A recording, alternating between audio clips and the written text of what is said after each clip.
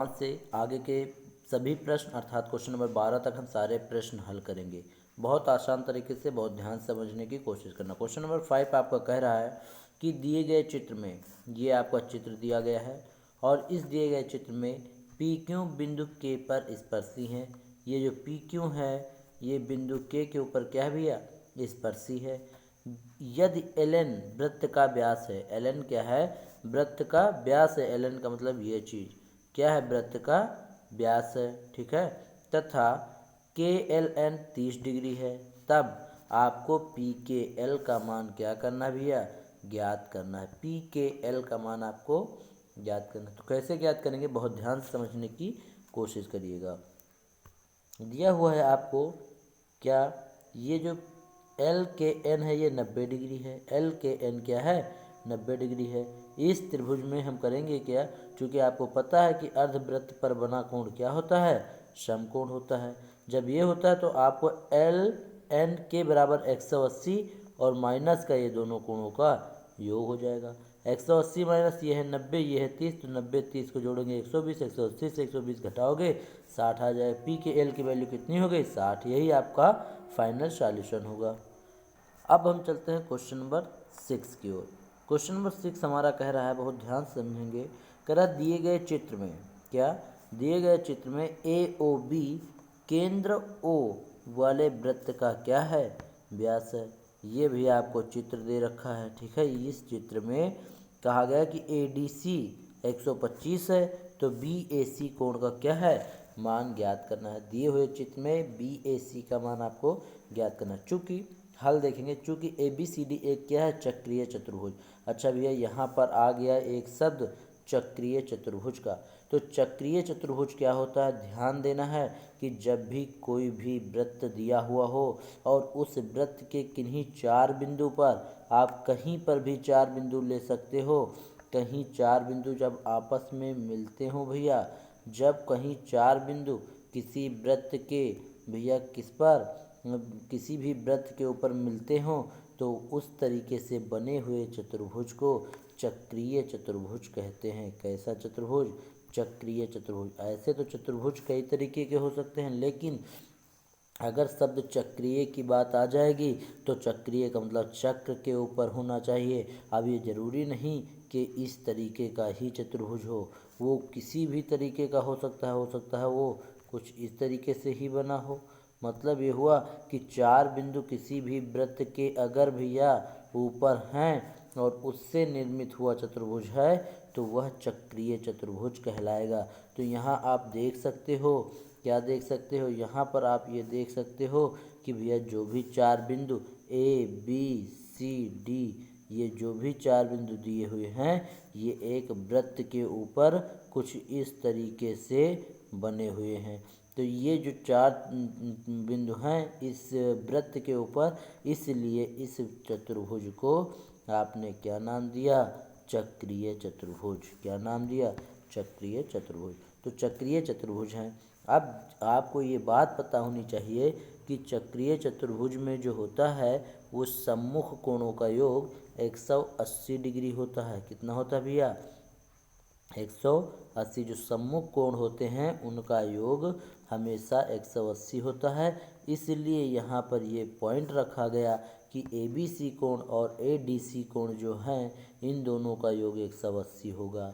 अगर इन दोनों का योग 180 होगा तो ए बी सी आपको बराबर हो जाएगा 180 और ये ए डी सी 125 जो होगा उधर जाके घटा दिया जाएगा।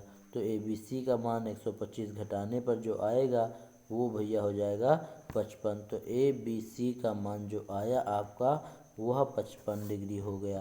कितना हो गया, 55 डिग्री। और ए बी सी का मान जब 55 आ गया है तो होगा क्या भैया, तो आपको ये मान निकालना कितना आसान हो जाएगा। ठीक है, ये मान निकालना आपको बहुत आसान हो जाएगा कि बी ए सी का मान आप कैसे निकालोगे। तो चूँकि आपको ये बात पता होना चाहिए कि ए सी बी का मान 90 है, चूँकि अर्धवृत्त में बना कोण क्या होता है, समकोण होता है। इसलिए क्या करो आप, त्रिभुज ए बी सी में तीनों कोणों का योग बराबर क्या होता है, 180। किसी भी त्रिभुज में भैया तीनों कोणों का योग हमेशा किसके बराबर होता है, 180 के बराबर। तो इन तीनों कोणों का मान या योग कह सकते हो 180 हुआ। तो BAC का मान आपको ज्ञात करना है, तो इसको ज्ञात किया गया वो 180 और माइनस का जो ये दोनों हैं इन दोनों का योग इधर घटा दो। जैसे 180 से 55 + 90 मतलब 145 घटाया, आ गया 35 डिग्री, और यही आपका फाइनल सॉल्यूशन हो जाएगा। जो BAC का मान आएगा वह आपका 35 डिग्री हो जाएगा। इस प्रकार से क्वेश्चन नंबर 6 भी आपका ख़त्म हुआ। अब हम चलते हैं क्वेश्चन नंबर 7 की ओर। क्वेश्चन नंबर 7 हमें कह रहा है कि दिए गए चित्र में जो O है, इस चित्र में भैया ये O बिंदु जो है वो वृत्त का क्या है, केंद्र है, तथा वृत्त के बिंदु P पर T-PT एक स्पर्शी है। क्या है भैया, ये चीज़ आपकी एक स्पर्शी है। स्पर्शी का मतलब ये होता है कि वृत्त के किसी भी एक बिंदु से वह होते हुए टच होते हुए गुजरेगी। जैसे ये इस प्रकार से वृत्त है, तो ये देखिए यहाँ से ये टच होते हुए गुजर रही है, तो इसको बोलते हैं क्या, स्पर्शी। ठीक है, इसे क्या बोलते हैं, स्पर्शी। मतलब ये हुआ कि वृत्त के किसी न किसी परिधि पर कहीं न कहीं से होकर गुजरता हो, तो उसे हम स्पर्शी बोलते हैं। तो वह क्या है, स्पर्शी। इसके अंदर एक त्रिभुज ABP खींचा गया है, इसके अंदर एक त्रिभुज खींचा गया है APB, ये वाला त्रिभुज इसके अंदर खींचा गया है। यदि इसमें P का मान जो है 60 डिग्री है, क्या BPT का मान 60 डिग्री है, तब BAP का मान आपको ज्ञात करना है।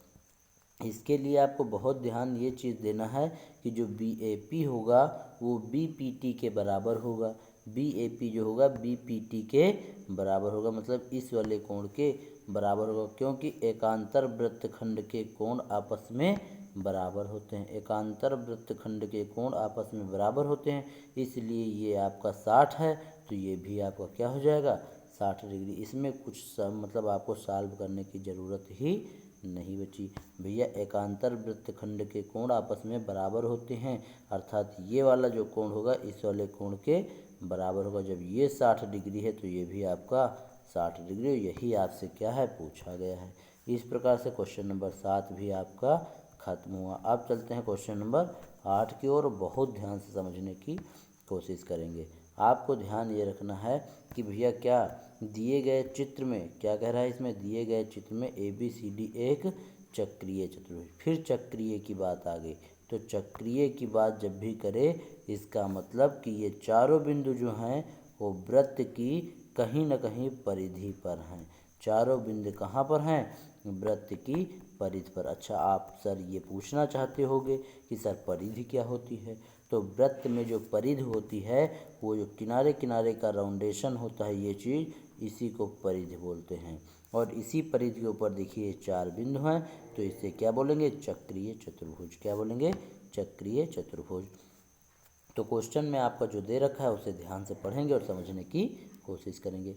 दे रखा है कि चक्रीय चतुर्भुज है, वृत्त के एक बिंदु B पर PBQ एक स्पर्शी है। यदि ये आपका DPB कोण 65 दिया है तो PCD का मान ज्ञात करना है। कोई बात नहीं, आपको ये ध्यान रखना है कि BAD जो होगा वो DBP के बराबर होगा, बराबर 65 दे रखा, तो ये दोनों आपस में बराबर होंगे। 65 क्यों, क्योंकि एकांतर वृत्तखंड के कोण आपस में बराबर होते हैं। अभी आपने यहाँ पर पढ़ रखा था क्वेश्चन नंबर 7 में। ठीक है, तो यहाँ पर चूँकि ABCD एक क्या है, चक्रीय चतुर्भुज, तो चक्रीय चतुर्भुज में सम्मुख कोणों का योग 180 के बराबर होता है।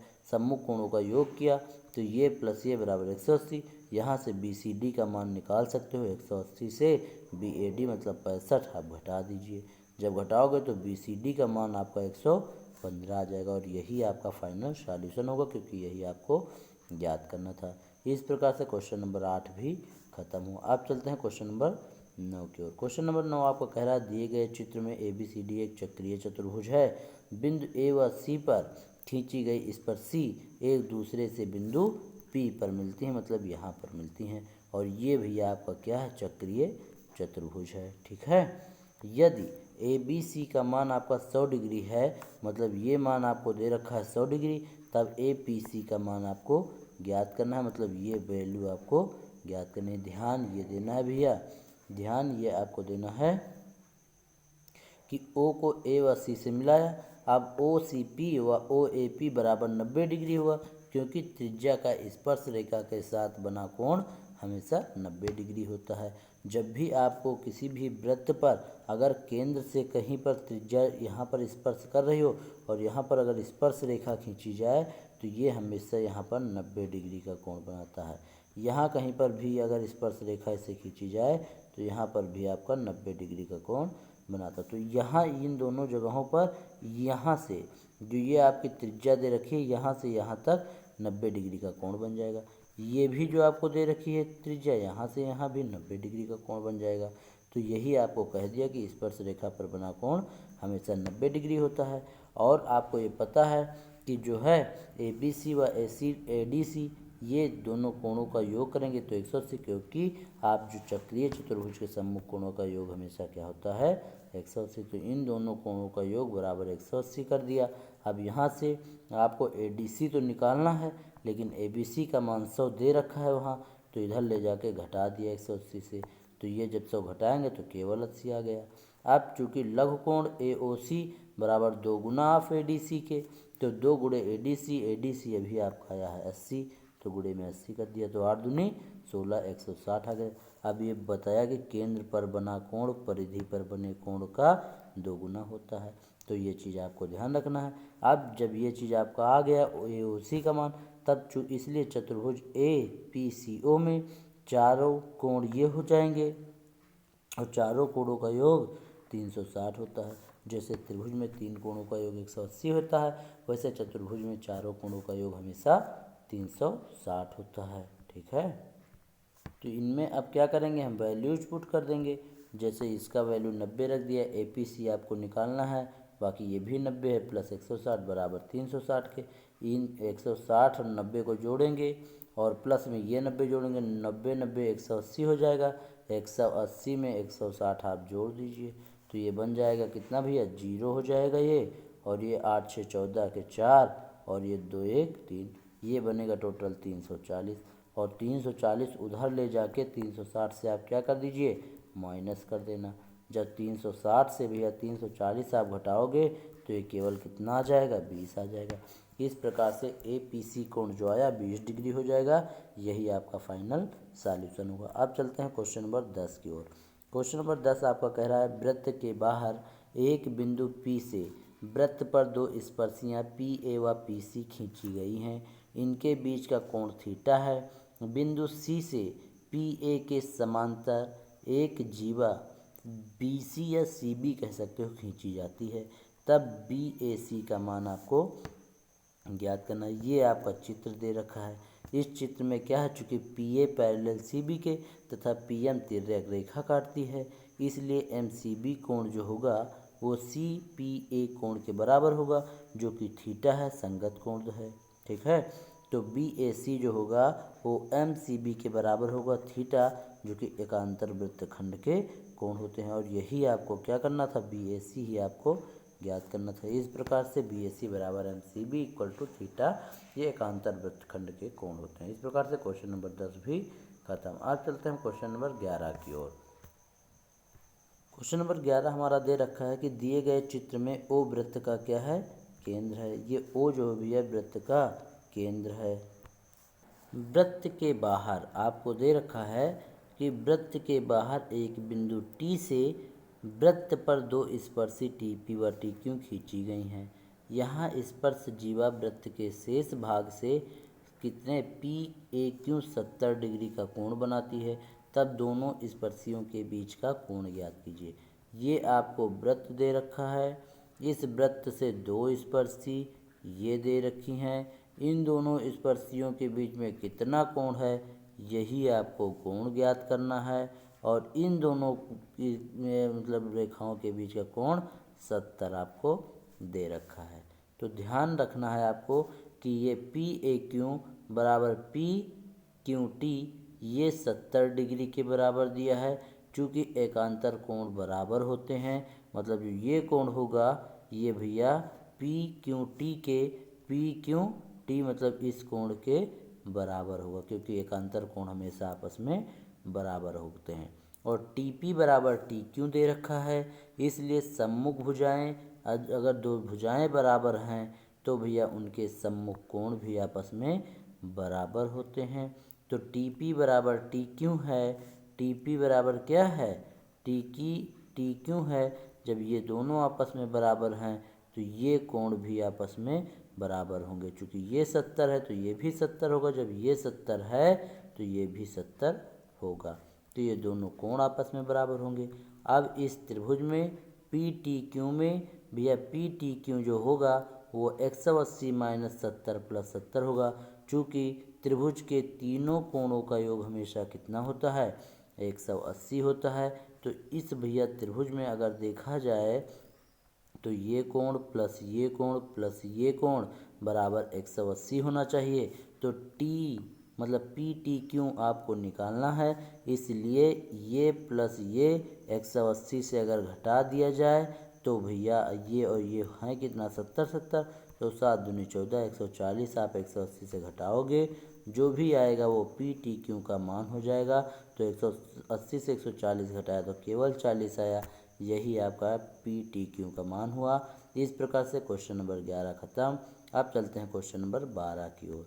क्वेश्चन नंबर 12 हमारा कह रहा है कि दिए गए चित्र में पी टी ए वृत्त को बिंदु ए पर स्पर्श करता है।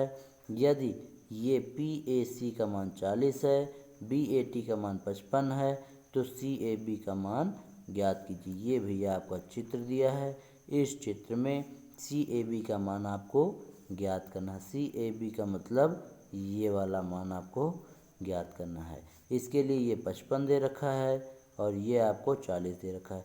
चूँकि एक रेखा के ऊपर जो पूरी ये चीज़ होती है वो 180 का कोण बनाती है, तो आपको ये ध्यान देना है कि यहाँ पर ये पूरी शेष केवल इस त्रिभुज के अंदर वाला पार्ट यही बच रहा है। अगर ये भी होता तो ये पूरा एक ये बना रहा है 180। तो ये 40 प्लस 55 अगर 180 से घटा दिया जाए तो हमारा ये मान ज्ञात हो जाएगा। तो C A B is equal to 180 minus C A P plus का बी ए टी। यहाँ सी ए पी का मान है 40 और इसका मान है 55। 40 और 55 जोड़ेंगे 95 आएगा, 180 से 95 घटाएंगे आपका 85 हो जाएगा। यही आपका फाइनल सॉल्यूशन होगा। इस प्रकार से क्वेश्चन नंबर 12 तक के सभी प्रश्न हमारे हल हो चुके हैं। क्वेश्चन नंबर 13 से और आगे के सभी प्रश्न पाने के लिए आप हमारे अगली वीडियो लेक्चर का इंतज़ार करें और हमारे चैनल को सब्सक्राइब जरूर करें। वीडियोज पसंद हो तो उन्हें लाइक करें, ना पसंद हो डिसलाइक करें। Thanks for watching this video.